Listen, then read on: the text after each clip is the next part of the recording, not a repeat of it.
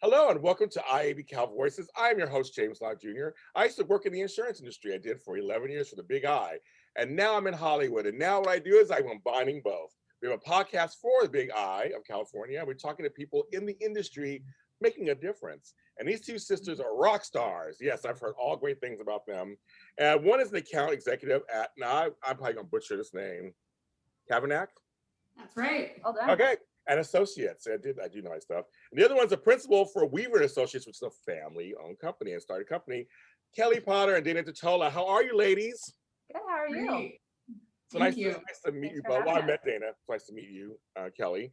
So I want to start and tell everybody that our podcast is on all streaming platforms, every single one. You can go to iHeartRadio, Spotify, Google, Apple, Deezer, all of them. It's there under IIABCal Voices. And the video version is on iOnline Network, which is JLJ Media on YouTube. I have over 35 shows ranging from insurance to soap operas to Star Wars and everything else in between. So go ahead and like, subscribe, and comment there. And of course, IIABCal.org is a place to look for more stuff there for the Big I. Okay, that's the church announcements. Ladies, so you're my first sisters on the show. I've done brothers, I've done father, son, but my first sister duo. So welcome. Thanks. Thank This will you. for sure be your highest watched. You know it is. Oh, Best one. Yeah. completely. Absolutely. Hands down. Now, before we came on, I was laughing at them because they are completely sisters. They're going, you guys are what, 15, like a little over a year apart? Yep. 15 months. Were you guys always very close? Because that's like almost like twins, so to speak. Are you guys always close? Yeah, we were close. She was a little bit meaner. Yeah, I feel like I always was a lot nicer. She probably was annoyed with me many years, but we were very close. I don't know who was meaner, but we were close. Absolutely. We fought over clothes mostly. That's about it. Oh, really? Well, I guess you are close in age. I mean, you would be fighting over clothes. Yeah, we were 1 grade apart in school. So I was the We little never sister. fought over boys, but we fought Yeah. over clothes. Right. I was always wanting to be like Dana, so I was following her around from a young age. So she never could get rid of me. So how was it as in school? How was it in terms of, did they compare you to her? Did you have any similar teachers, or was it how was it for you guys? We had some of the same classes. We played, I mean, it was a blast, and we played the same sports. So we got along very well, and it was a blast. It was a lot of fun. Never Kelly really would have got more, I don't know, because I was the older. I always got the teachers first. So she probably got the comments the Yeah, next year. right. I figured. I went there with my brother. It's like, maybe more like James, and he hated that. It's like, don't compare us. We're different. We're different, different kind of students. Totally. So that's a sibling thing, of course. Are there any other siblings in the family? No, just Yeah. us. Two of us. You guys My are- dad likes to say he's 0 for 2. That's hilarious.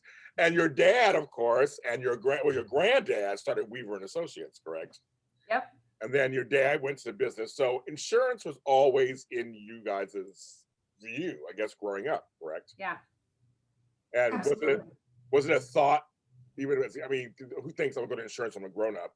But was there a thought you go into the business while you were growing up? Go ahead, Dana. I mean, I think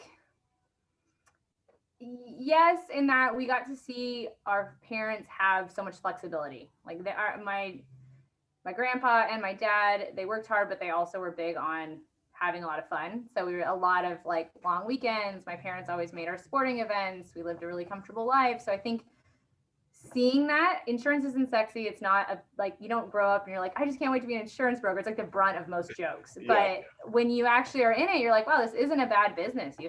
So I think that neither, at least speaking for myself, I wasn't like, I want to be a doctor when I grow. I didn't have like some burning passion. And so I was like, insurance doesn't seem like a bad gig to get into. And so sort of kind of fell into it. Yeah. Kelly, how about you?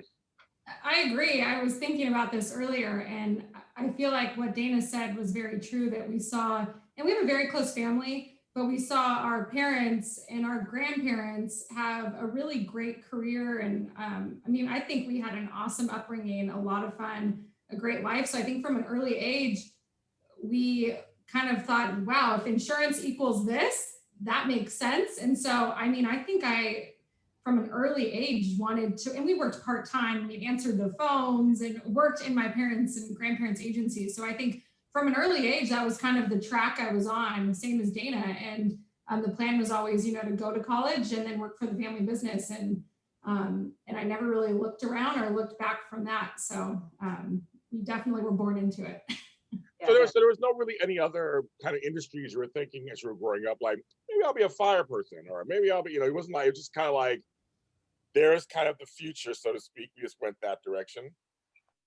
Yeah, I didn't, nothing that was really like, oh, that looks better, And I think it's tough, like when you get out of college, I had a lot of friends that went and took, corporate jobs. They made more money than me out the gate for sure. And at the time I was like, is this the right call, going into the agency? And I think that as life has progressed and, the residual income is nice, it starts to kind of compound. And now I look at those friends and they've kind of capped. So I feel like there's that, like we were fortunate enough to hear that from our grandparents and our parents of like, this is a good long-term play. And not having that, if you just went to some job fair and they're like, oh, starting salary, you're on commission only, you can barely eat. It's easy when you start in it right out of college and you don't have mortgages and tuitions for kids' schools and stuff to pay for. Right. Yeah, that's very true. Well, insurance is one thing we always need. This is something that doesn't go away. It doesn't, it's just, it's an industry that's always a through line, no matter who's in office or what's going on in the world. Yeah. It's like insurance is kind of constant, right? Am I correct in thinking that? Yeah. Yeah, absolutely. And I think our dad and mom, they weren't parents that didn't really bring work home. We talked about it, and my dad brought us out on meetings, and so he taught us about sales, but then how insurance is renewable and the beauty in having a product that if you're doing everything right, often renews each year, where you're not starting over from scratch. So I feel like once we realized, that sales gig and the flexibility and earning the income that you go out and get, but also having that renewable piece was really compelling. So yeah. But you both made a good point though. Getting out of college, we graduated from college, we're excited. A lot of us picked our fields, like I'm gonna get that job, and I'm gonna do it. And sometimes you don't get that job right away, and sometimes like you said, you do get that big thing, and all of a sudden 5 years later, you're like, I don't like my job, and it's not as good as it could be, and those industries can fluctuate. We know. I've been in a few of them. Where you're living high on a hog one year, and the next year you're like, Absolutely. So but you guys are very fortunate to have something at the end of the road, so to speak, to start. Like you said, right after college, to start and get right into it. Yeah, right, absolutely. And I think the cool thing about what we do is that we're working with all different types of business owners. Mm-hmm. So we are getting to go and see all these exciting. we work a lot. I work with a lot of contractors, or in the entertainment industry, or different fun fields where they're doing a lot. So you kind of get that, like you're not just stuck in an office crunching numbers, you're getting to experience what other businesses are going through, and you're an integral part of their trusted advisor team. So it's kind of fun that you get to see all these other businesses, but you have that consistent thing going in insurance. Absolutely. Yeah, no, but then this last year, of course, how is it for both of you? Because COVID came in, and LA here was shut down, or where you guys, but it was shut down when we were. It was mostly shut down. Everything was very virtual. How'd you adapt to that? It's a great question, and I feel so fortunate because insurance, like you said, it's needed, right? And so, of course, when our clients aren't doing well, the premium they pay, often that's the commission we're getting, and so it has an impact. Luckily for our firm, and Dan and I work at different agencies, which is a little funny, but we'll talk about that in a second. I'm sure we'll get to that, but.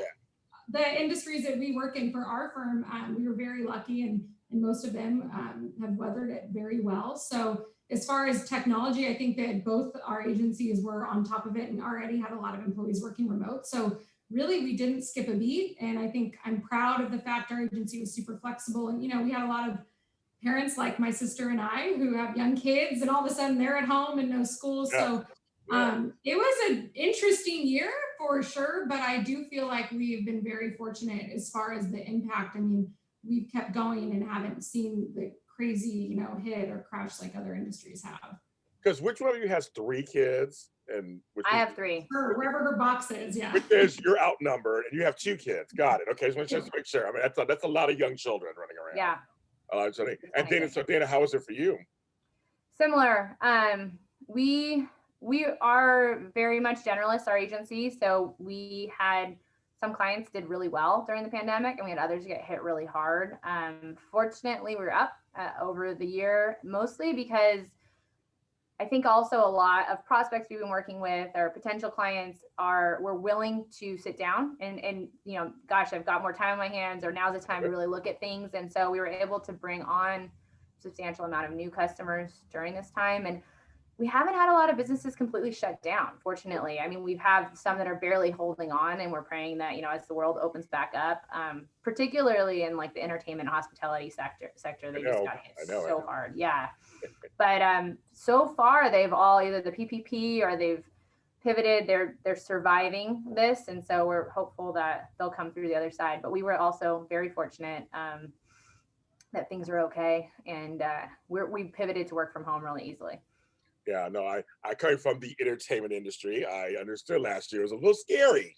Very. I figured it out too. I figured it out also, but it was a little scary. I was like, okay, I've never been through this before, where it's forced on you. Not like something happens out of something that happens. It was kind of thrown on us. And that's the thing I was about last year. We all have this shared experience. It's one of those things that happened to everyone. Like, it's not just a few. Yeah. This thing happened to everybody, and then we all had to figure out ways how to handle it. Yeah, I love that. Absolutely. But you both are women of faith, aren't you? Yes.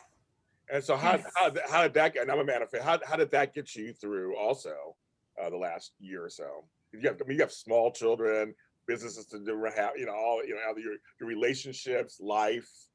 So yeah. How was that? It's a great question. Yeah, and I think for both of us, the fact that we, just like insurance, we grew up in a Christian home.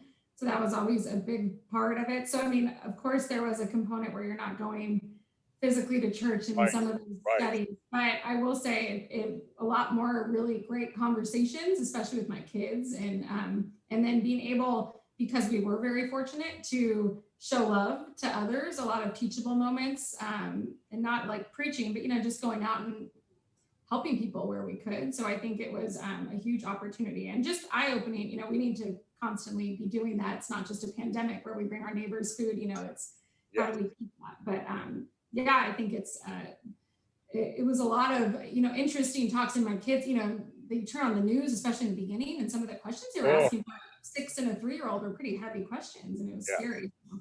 How scary was Dana? Your thoughts? Yeah, same. I think a lot more prayer during this time of just unknowing.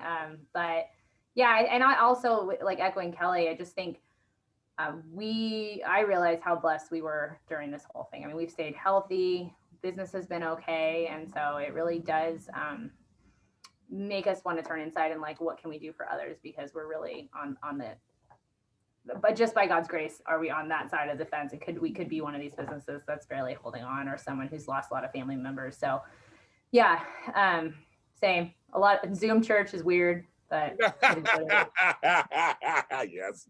I'll share with you ladies and with the people who are listening or watching out there. So last year, I started meditating and praying in the morning because I didn't want to go crazy, because everything in LA just like, well, the whole world, I guess I remember March 17th, everything just shut down. Yeah. Suddenly all my businesses, studios came to a screeching halt. And while I was trying to figure it out, we were trying to figure it out.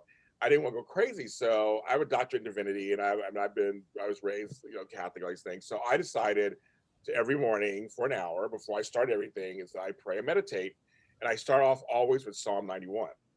That was my protection song, but people don't know this at home, don't know this. And because things were so scary to what Kelly was saying, we turned on the news. I always get alerts on the phone, like 3,000 cases. I mean, it was such a scary thing that I didn't want to have my anxiety go through the roof. But I will say, having faith and doing that, and I've been doing it every day for the last year. An hour is a long time. That's very impressive. No, thank you. Now I feel like when you make a habit, I know Kelly's. I think Kelly's the one. You're the minimalist, I think. It's one of the things where you kind of make a habit. Now I have to do it in a good way, like I have to do it. Oh, absolutely, I would say, yeah.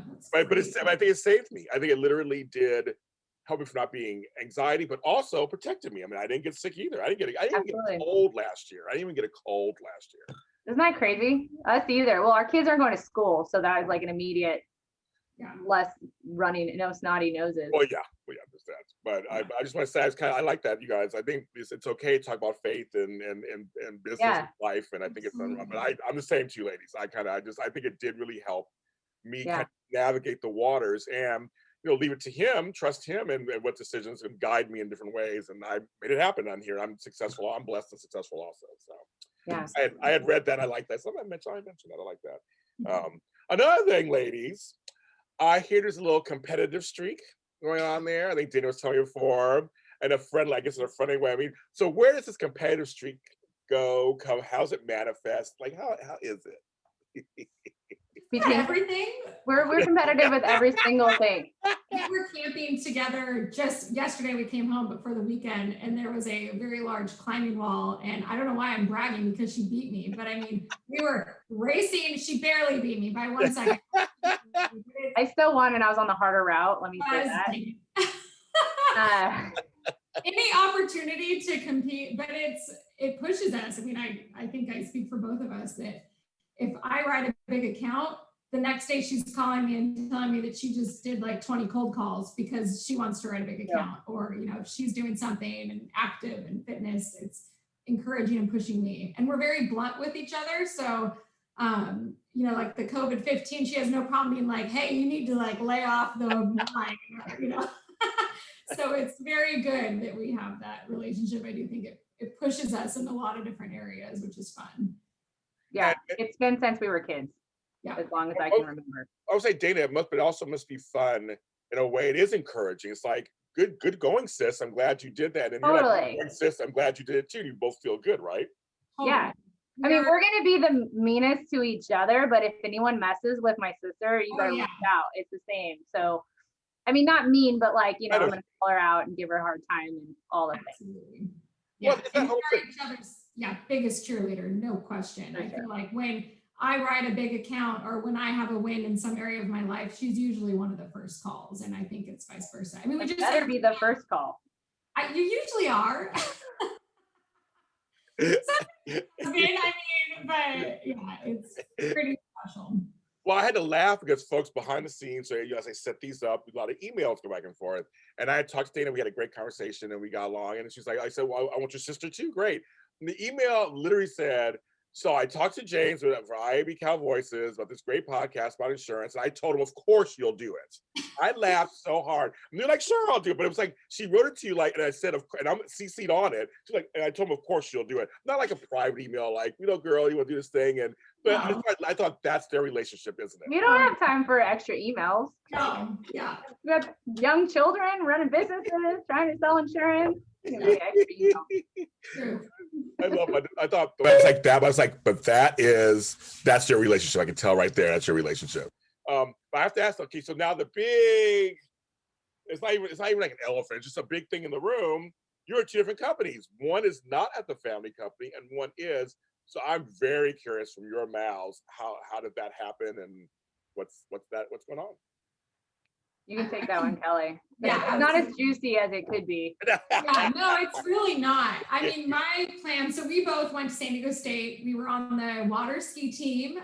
So we lived together. The year we skied together, we won the national championship. It was super fun. But we lived down in South Mission Beach and we were 2 houses from the sand. And it was an absolute blast. And Dana was a year older.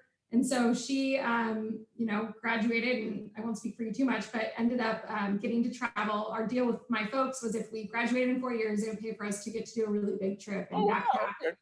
It was awesome. So Dana did that. And then I had another year of school and my folks my dad had heard of Jeff Cavignac, our founder and managing principal, and said, it's a really impressive firm. You should go check it out. So I called Jeff. And my senior year said, hey, I'll work for free. I would love to just learn from you. I understand you have a really great thing going.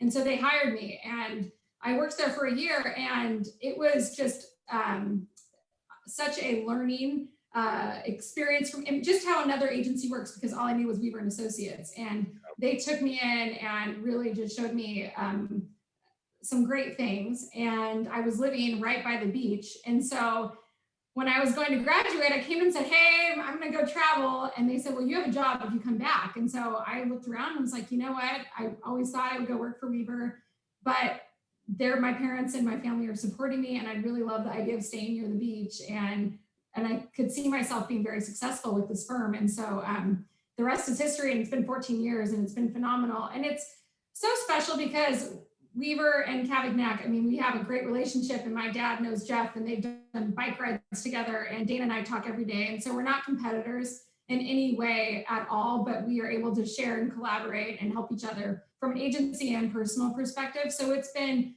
awesome. And while I'm always rooting for the family business, no question, I do like having a little bit of separation so that I can just go to the family Easter celebration and not worry or think about business. And I love my family, but not being there every day has been really nice. So it's like I just get to really enjoy them in a different capacity. Girl, I get it. I get the whole beach thing. I get the weather. I get the sand nearby. I get this little bit of separation. I totally get it. So you're right. It's not juicy. It's not at all. It's a regular story, but which makes actually it really makes sense. You chose to have your family support you, and Dana, you went right into the business. You're right in. Yeah, I married my high school sweetheart, and he had bought a house. I'm going to interrupt real quick so all the people know that's that model in the back of the room. That's him, just so we're all clear. Yeah, that's him. That's my husband. I'm like, go on, girl. Okay. So he started modeling. He was like 19, and so was fortunate enough to buy a house at 19 up here in LA because he was doing a lot on in this area, and so that was really what brought me back because I really love the beach. I'm very envious of my sister's vacation near the ocean.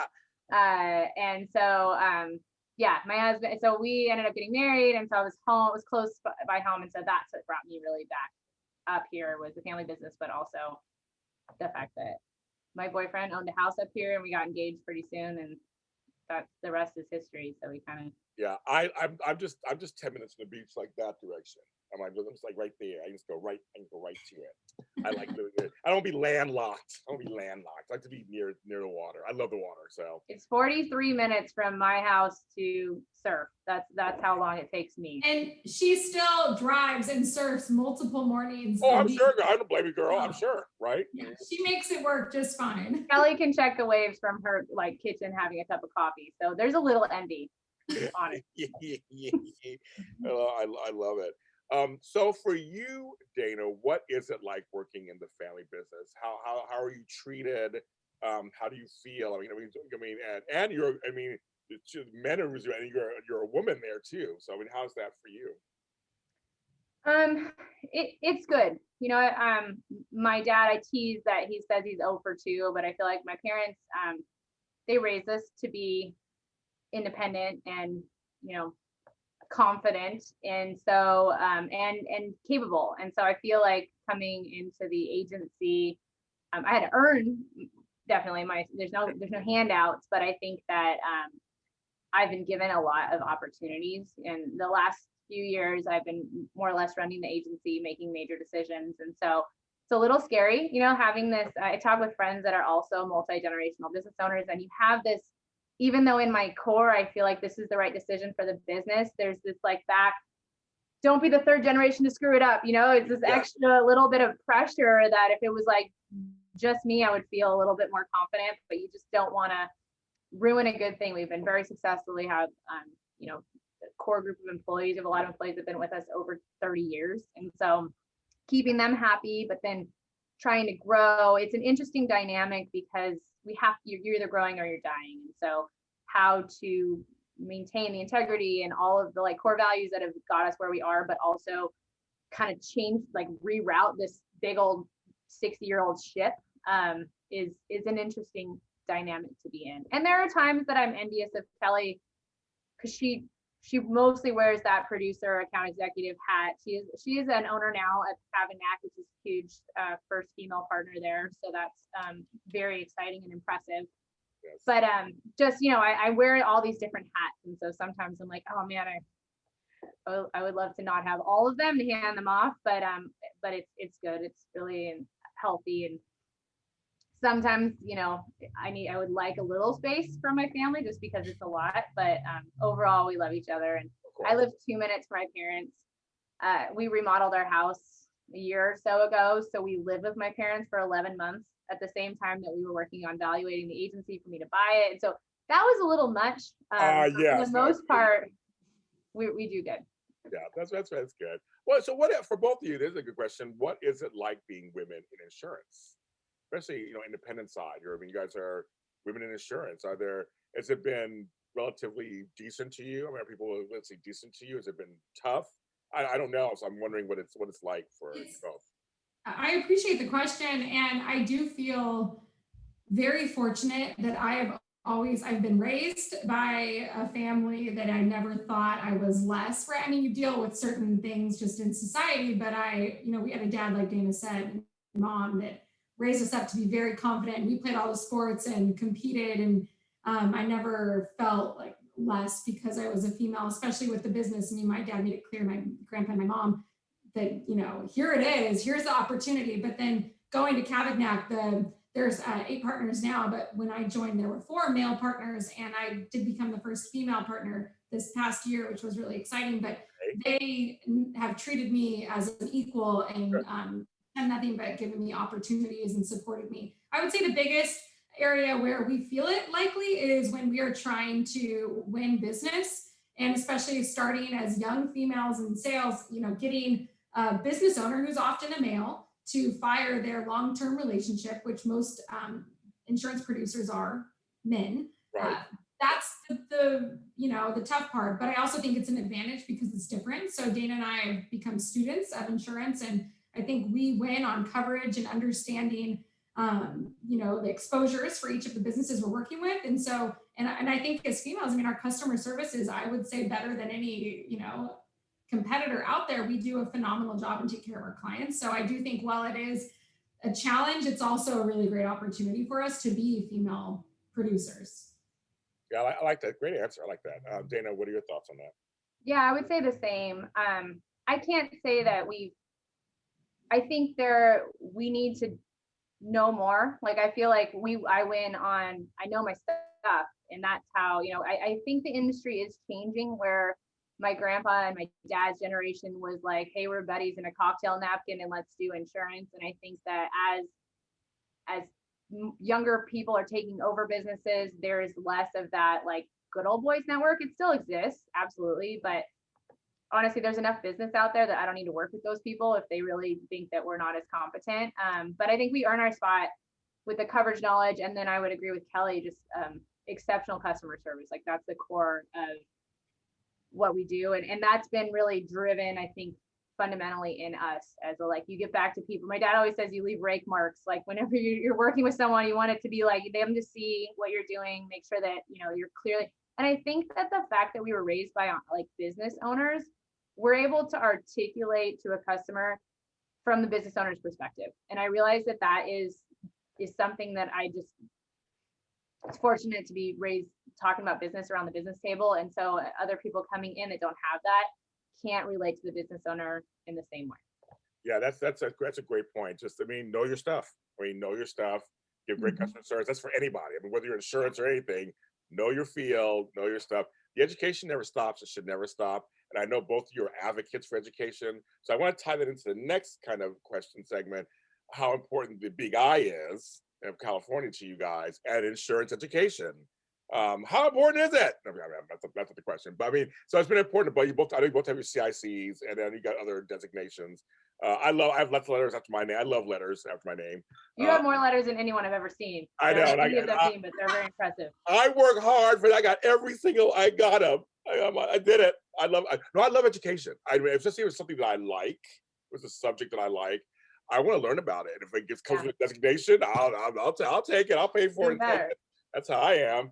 So how do you guys feel about the Big Eyes insurance, education programs?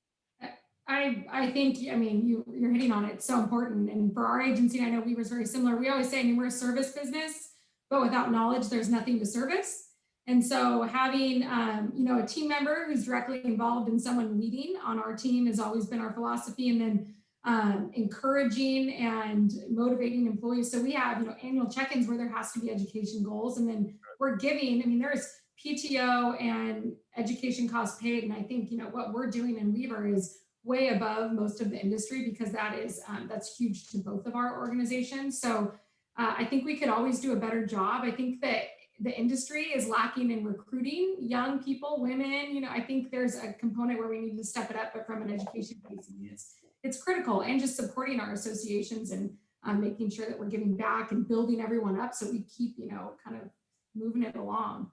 I like that. Dana?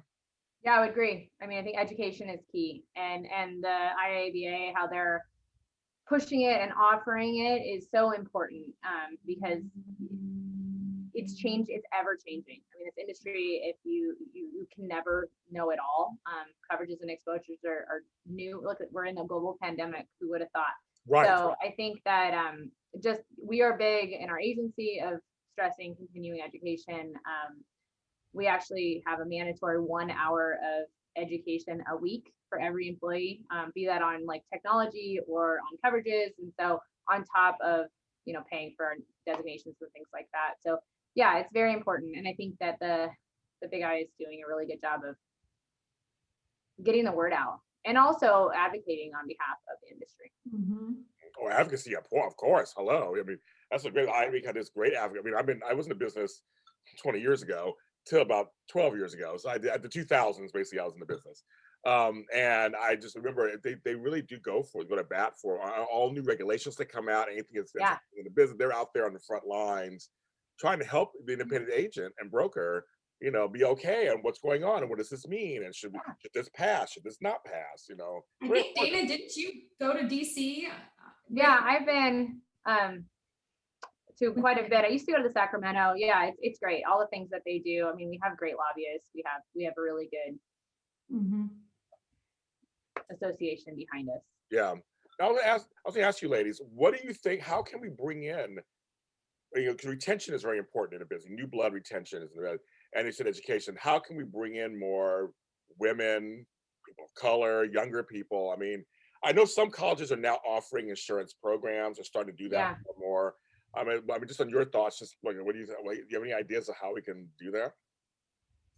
I think the brokerages need to invest more. It needs to be an intentional effort. I know, the thought of going and speaking at colleges and, the time and to go to job fairs and raise awareness. But I feel like just like we're marketing to our prospects, we need to also be marketing the industry and making sure we're, getting talent.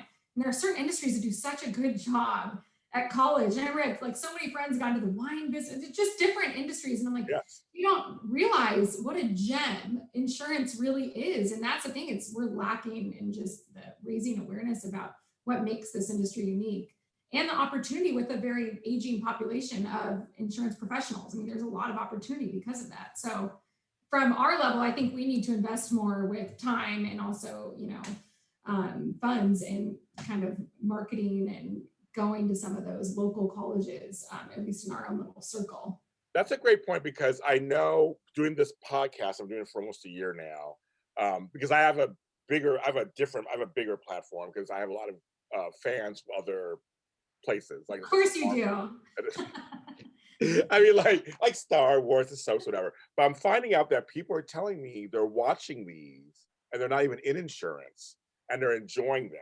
Hearing about what happened, that the folks in insurance are regular folks and they have regular interests, and that they're actually doing things behind the scenes to better the world and better other insurance.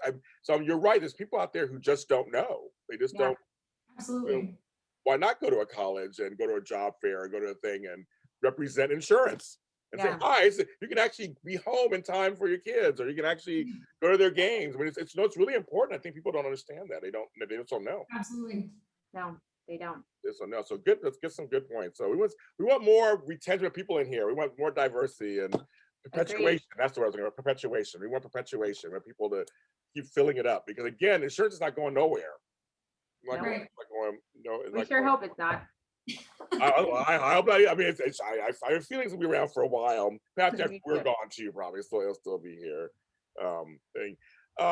So for both of you guys, I want to ask you each, what is one thing you've learned from your father that you take with you in terms of as you work in the field? Go ahead, Dana.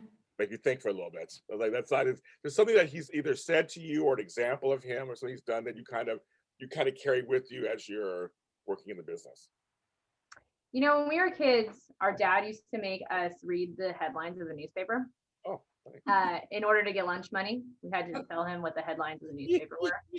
And I hated it. It was awful. Like, no one wants, you're 14, you don't care about the LA Times.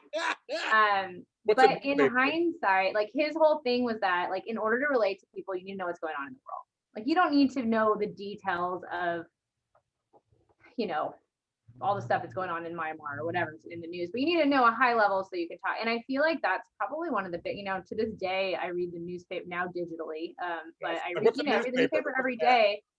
And I think that is something that like he instilled in me that I was like hated as a child. And now I do realize it. Like, I feel like because I work in a lot of different industries, I have a high level grasp of what's going on and can relate to people, you know, and that goes a really long way in a sales, especially business like ours, where we're interacting with a lot of people.